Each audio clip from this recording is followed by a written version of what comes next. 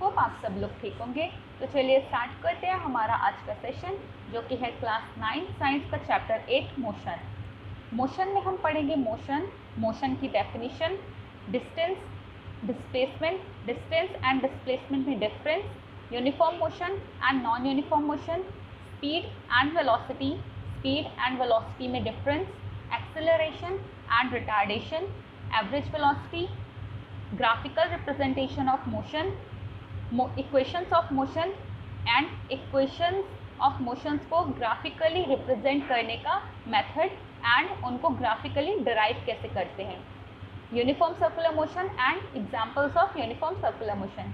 So let's get started. सबसे पहले पढ़ेंगे हम मोशन क्या होता है। A body is said to be in motion when its position changes continuously. एक बॉडी मोशन कर रही है हम तभी कह सकते हैं जब उसकी पोजीशन कंटिन्यूअसली चेंज होती है, लगातार चेंज होती है with respect to a stationary object taken as reference point.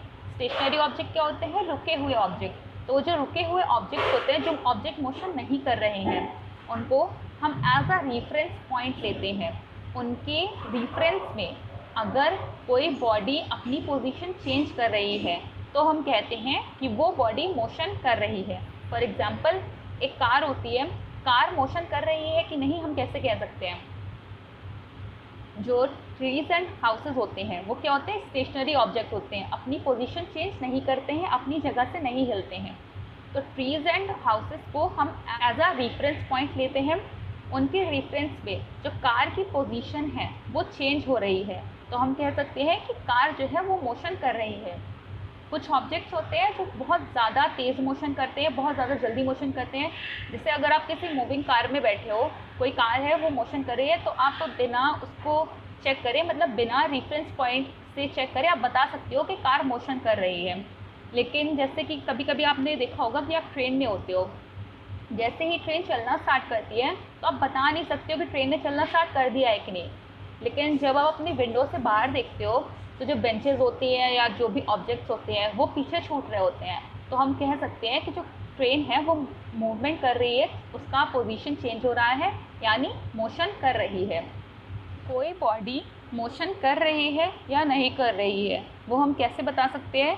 किसी स्टेशनरी ऑब्जेक्ट यानी किसी रुके हुए ऑब्जेक्ट को एज अ रेफरेंस लेकर के। अगर उसके रेफरेंस में किसी ऑब्जेक्ट की पोजीशन चेंज हो रही है तो हम कह सकते हैं कि वो ऑब्जेक्ट मोशन कर रहा है। इसके बाद पढ़ेंगे हम distance travelled and displacement. Distance आपने ऑलरेडी लोअर क्लासेस में पढ़ा हुआ है। डिस्टेंस क्या होता है?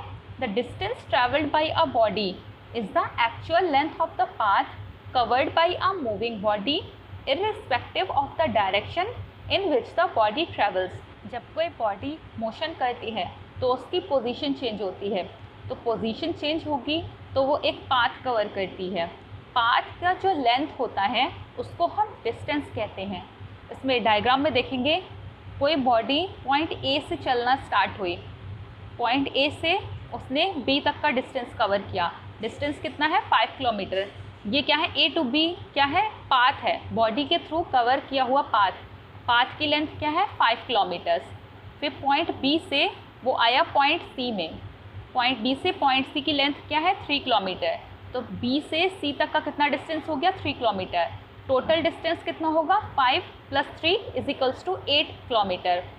पॉइंट ए से पॉइंट सी तक बॉडी ने कितना डिस्टेंस कवर किया? 5 + 3 = 8 किलोमीटर। टोटल डिस्टेंस कवर्ड कितना हुआ? 8 kilometre. Displacement, when a body moves from one position to another, the shortest length between the initial position and final position of the body along with direction is known as its displacement. जब कोई body motion करती है एक position से दूसरी position पर, तो जो इनिशियल पोजीशन और फाइनल पोजीशन के बीच में शॉर्टेस्ट डिस्टेंस होती है उसको हम बोलते हैं डिस्प्लेसमेंट। आप डायग्राम में समझेंगे, कोई बॉडी है, उसने पॉइंट ए से चलना स्टार्ट किया। कहाँ से चलना स्टार्ट किया? पॉइंट ए से। तो पॉइंट ए क्या हो गया? इसकी इनिशियल पोजीशन हो गई, इनिशियल पोजीशन। फिर पॉइंट ए से ये गया पॉइंट बी तक, बॉडी कहाँ गई? पॉइंट ए से पॉइंट बी तक। कितना डिस्टेंस इसने कवर किया, 5 किलोमीटर। फिर पॉइंट बी से बॉडी आई पॉइंट सी पर, और पॉइंट सी पर आकर के बॉडी रुक गई। तो पॉइंट सी क्या है, पॉइंट सी है हमारी फाइनल पोजीशन, जहाँ पर आकर के बॉडी रुक गई उसको हम क्या बोलेंगे, final position of the body. तो पॉइंट ए क्या था हमारा, इनिशियल पोजीशन, और पॉइंट सी क्या है, final position. Point A and point C के बीच में जो शॉर्टेस्ट लाइन है, शॉर्टेस्ट डिस्टेंस है, उसको हम बोलते हैं डिस्प्लेसमेंट। इनिशियल पोजीशन जो कि है पॉइंट ए, जहाँ से बॉडी ने चलना स्टार्ट किया, पॉइंट सी जो कि है फाइनल पोजीशन, जहाँ पे बॉडी आकर के रुक गई। इन दोनों के बीच में जो शॉर्टेस्ट डिस्टेंस है उसको हम बोलते हैं डिस्प्लेसमेंट। डिस्प्लेसमेंट होता है किसी बॉडी का प्लेस में चेंज होना, बॉडी का प्लेस में चेंज होना, मतलब कि डिसप्लेस होना। पॉइंट ए से पॉइंट सी तक बॉडी क्या हुई है, डिसप्लेस हुई है। कितना डिसप्लेस हुई है, 4 किलोमीटर तक। इसके बाद हम पढ़ेंगे scalar and vector quantity. Scalar quantities क्या होती हैं एंड वेक्टर क्वांटिटीज़ क्या होती हैं। Scalar quantity a physical quantity having only magnitude और size is known as scalar quantity. A physical quantity वो फिजिकल क्वांटिटी जिसमें सिर्फ मैग्नीट्यूड होता है, उसको हम स्केलर क्वांटिटी कहते हैं। स्केलर क्वांटिटी में कोई डायरेक्शन नहीं होती है। जैसे फॉर एग्जांपल डिस्टेंस क्या है, स्केलर क्वांटिटी है। डिस्टेंस में सिर्फ मैग्नीट्यूड होता है, जैसे कि 2 किलोमीटर 2 मीटर, तो इसमें सिर्फ मैग्नीट्यूड है, इस पर डायरेक्शन नहीं होती। दूसरा है हमारा वेक्टर क्वांटिटी। वेक्टर क्वांटिटी होती है a physical quantity having magnitude as well as direction. वो फिजिकल क्वांटिटी जिसमें मैग्नीट्यूड और डायरेक्शन दोनों होते हैं उसको हम वेक्टर क्वांटिटी कहते हैं।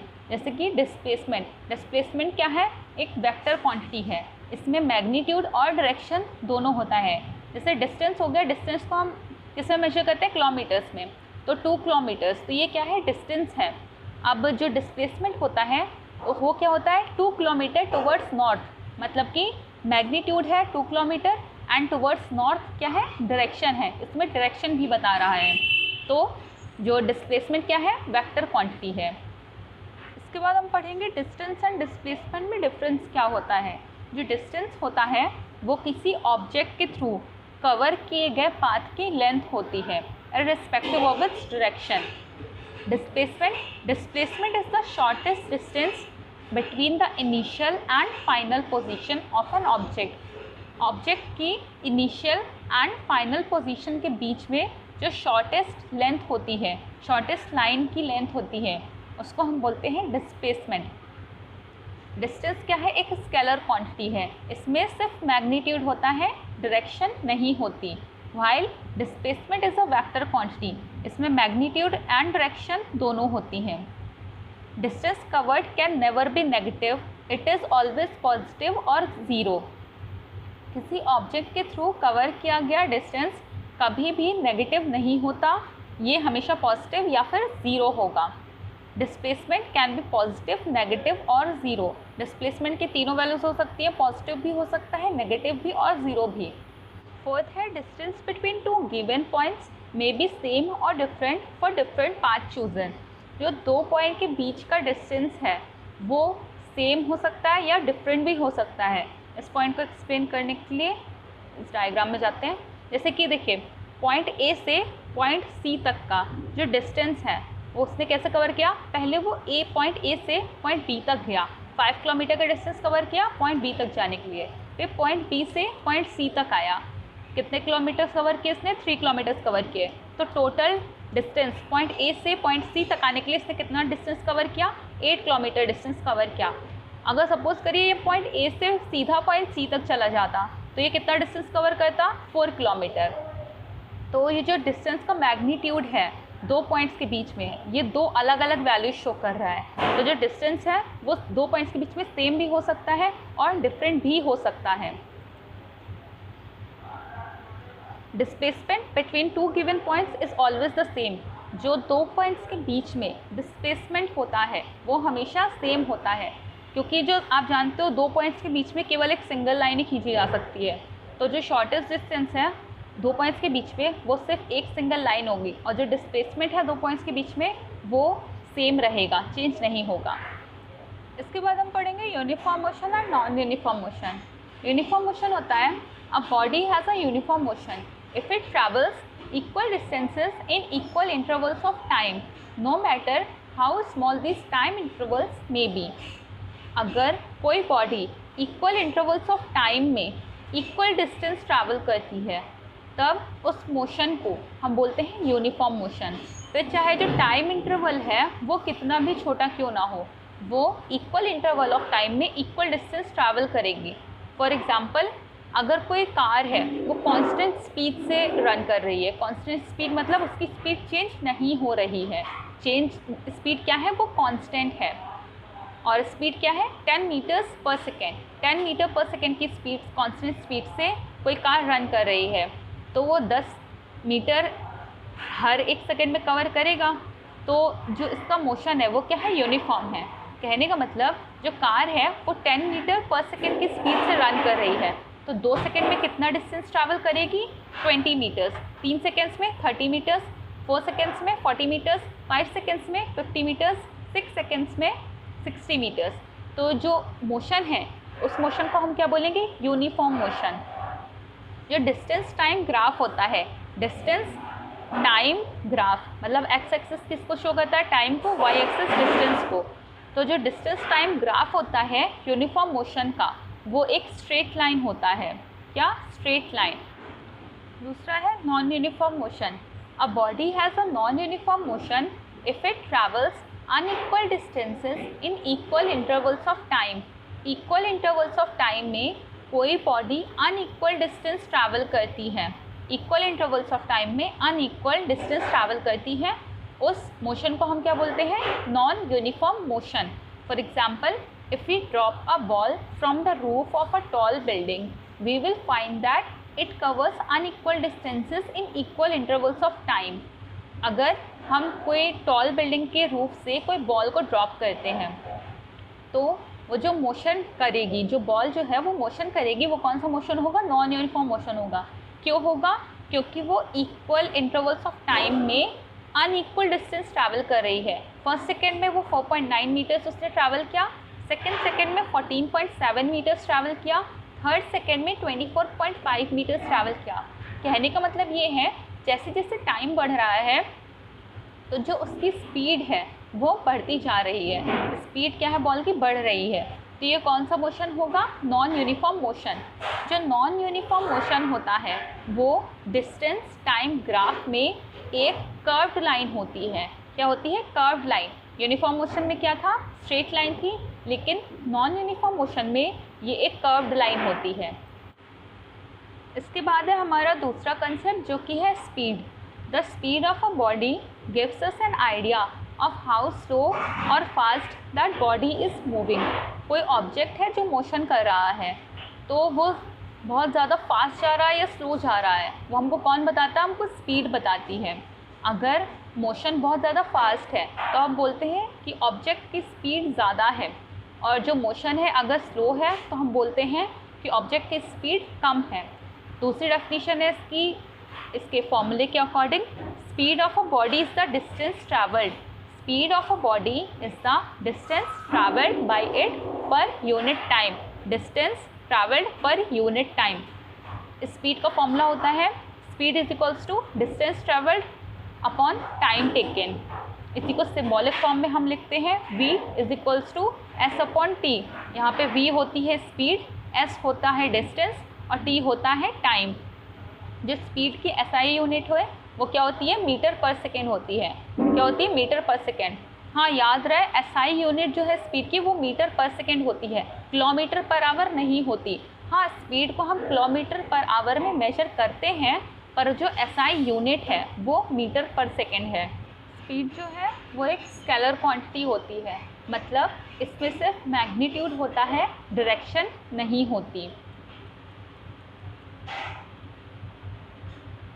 इसके बाद हम पढ़ेंगे एवरेज स्पीड। एवरेज स्पीड क्या होता है, the average speed of a body is the total distance travelled divided by the total time taken to cover this distance. किसी बॉडी के थ्रू कवर किया गया total distance divided by total time taken. किसी particular distance को अगर कोई body cover कर रही है, उसके थ्रू कवर किया गया टोटल डिस्टेंस को हम किससे डिवाइड करेंगे? उस बॉडी के थ्रू उस डिस्टेंस को कवर करने के लिए जितना टाइम लिया उससे। तो इससे हमको क्या मिलेगी? उस बॉडी की एवरेज स्पीड। एवरेज स्पीड को कैसे कैलकुलेट करते हैं? इसका फॉर्मूला होता है average speed is equals to total distance travelled upon total time taken. Average speed को एक एग्जांपल के थ्रू हम समझते हैं। अगर आप अपनी सिटी से किसी दूसरी सिटी जाते हो तो आपकी कार की जो स्पीड होती है वो एक ही मतलब कांस्टेंट स्पीड नहीं होती। आप उससे 40 किलोमीटर पर आवर की स्पीड से नहीं जाते हो। कभी कार की स्पीड 40 होती है, कभी 60 होती है, कभी 80 किलोमीटर पर आवर होती है। तो आपकी सिटी से उस सिटी के बीच का जो डिस्टेंस है उसको हम किससे डिवाइड करेंगे? कार के थ्रू लिया गया टाइम। उससे क्या निकलेगी? कार की एवरेज स्पीड। सपोज़ कीजिए आपकी कार ने डिस्टेंस जो ट्रैवल किया वो कितना डिस्टेंस था? 100 किलोमीटर। कितने आवर्स में उसने डिस्टेंस ट्रैवल किया? 4 आवर्स में। जो आपकी सिटी से दूसरी सिटी तक की जो डिस्टेंस है उसको सपोज कर लीजिए वो कितनी 100 किलोमीटर है और कार ने टाइम कितना लिया? 4 आवर्स का टाइम लिया। तो आपकी कार की एवरेज स्पीड क्या होगी? 100/4 is equal to 25 kilometre per hour. ये क्या है? कार की एवरेज स्पीड है। इसके बाद है यूनिफॉर्म स्पीड या कांस्टेंट स्पीड। यूनिफॉर्म स्पीड क्या होती है? अभी आपने यूनिफॉर्म मोशन पढ़ा, उसी से मिलती जुलती इसकी डेफिनेशन है। A body has a uniform speed if it travels equal distances in equal intervals of time no matter how small this time intervals may be. अगर कोई ऑब्जेक्ट इक्वल डिस्टेंस ट्रैवल कर रहा है इक्वल इंटरवल्स ऑफ टाइम में, तो हम बोलेंगे वो ऑब्जेक्ट यूनिफॉर्म स्पीड में ट्रैवल कर रहा है, या उस ऑब्जेक्ट की जो स्पीड है वो क्या है? यूनिफॉर्म है या कांस्टेंट है। यूनिफॉर्म स्पीड का ही दूसरा नाम है constant speed. For example, a car is said to have a uniform speed of 60 kilometre per hour if it travels 30 kilometre in every half hour, 15 kilometre in every quarter of an hour, 1 kilometre in every minute and 1/60 kilometre in every second. कहने का मतलब है किसी car की 60 kilometre per our की uniform speed है। हम कैसे कह सकते हैं?